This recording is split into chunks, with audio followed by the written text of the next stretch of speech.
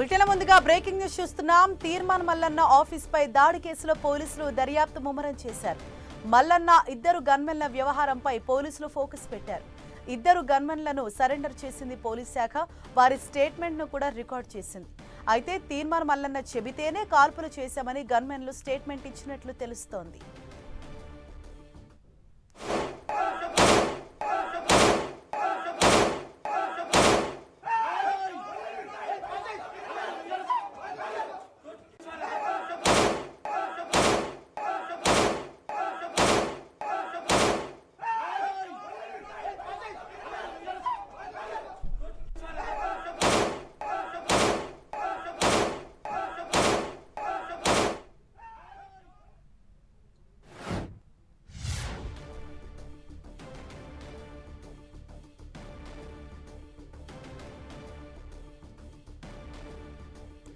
ఇద్దరు ఎమ్మెల్సీల మధ్య గొడవ తెలంగాణ పాలిటిక్స్ ను హీటెక్కించింది. తీర్మాన్ మల్లన్న ఎమ్మెల్సీ కవిత ఎపిసోడ్ తో తెలంగాణ రాజకీయాలు తీవ్ర రూపం దాల్చాయి. తీర్మాన్ మల్లన్నపై ఇవాళ మహిళా కమిషన్ కు ఎమ్మెల్సీ కవిత ఫిర్యాదు చేయనున్నారు. ఇప్పటికే మహిళా commission chairperson Nerella Sharada appointment తీసుకున్నారు కవిత.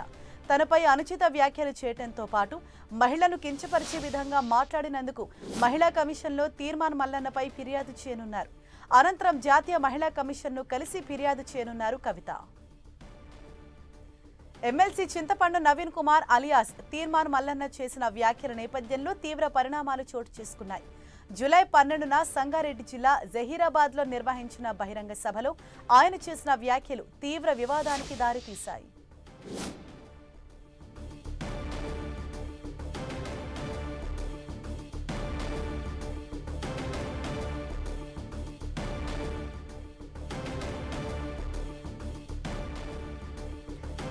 ఇదే విషయంపై మరింత సమాచారం మా ప్రతినిధి కరుణాకర్ మనకు అందిస్తారు. కరుణాకర్, నిన్న ఏదైతే తీర్మాన్ మల్లన్న కార్యాలయం పైన దాడి మనం చూసాం, అలాగే ఆయన చేసిన వ్యాఖ్యలకు సంబంధించి ఇప్పటికే ఎమ్మెల్సీ కవిత సైతం మహిళా కమిషన్లో ఫిర్యాదు చేసేందుకు సిద్ధమయ్యారు. మరి ఎలాంటి పరిణామాలు చోటు చేసుకోబోతున్నాయి తదుపరి?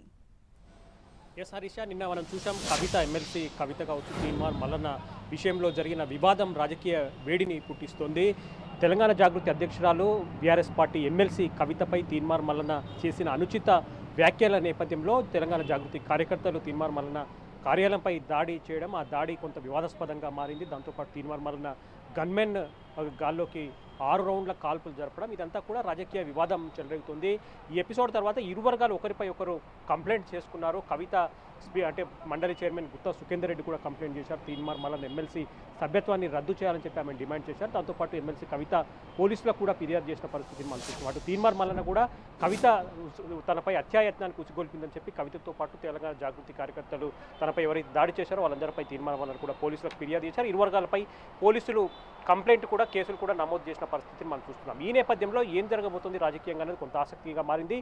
ఇక గాల్లోకి 6 రౌండ్లు కాల్పులు జరిపిన గన్మెన్లను, ఇద్దరు గన్మెన్లను, తీర్మాన్ మల్లన్నకు సంబంధించిన ఇద్దరు గన్మెన్లను కూడా పోలీసులు సరెండర్ చేసినట్టు తెలుస్తుంది. ఇద్దరి స్టేట్మెంట్స్ కూడా రికార్డ్ చేశారు. స్టేట్మెంట్స్లో తీర్మాన్ మల్లన్న చెబితేనే ఆదేశాలతోనే తాము 6 రౌండ్ల కాల్పులు జరిపామని చెప్పి గన్మెన్లు చాలా స్పష్టంగా స్టేట్మెంట్లో రికార్డ్ చేసినట్టు తెలుస్తుంది. ఈ నేపథ్యంలో ఏం జరగబోతుంది అనేది కొంత ఆసక్తికరంగా మారిన పరిస్థితిని మనం చూస్తున్నాం. ఎందుకంటే పోలీసులు ఇరు వర్గాల మధ్య ఇటు కవితతో పాటు కవిత సంబంధించిన తెలంగాణ జాగృతి కార్యకర్తలపై పోలీసులు కేసు నమోదు చేశారు. అటు తీర్మాన్ మల్లన్నతో పాటు ఆయన గన్మెన్లపై కూడా పోలీసులు కేసు నమోదు చేసినట్టు తెలుస్తుంది. కాబట్టి ఈ కేసులు ఎటువైపు దారితీస్తాయన్నది కొంత ఆసక్తికరంగా మారింది.